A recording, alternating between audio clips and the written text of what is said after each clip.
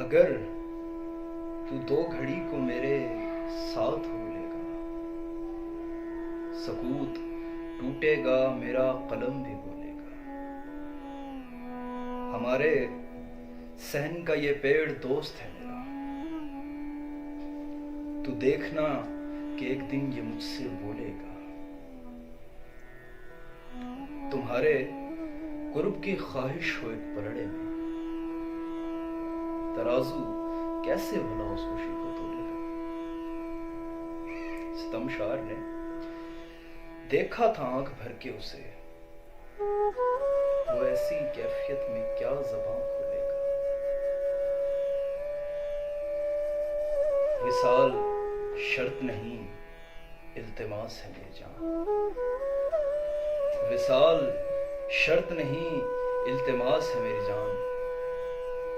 जो इस्तिताअत हो तेरी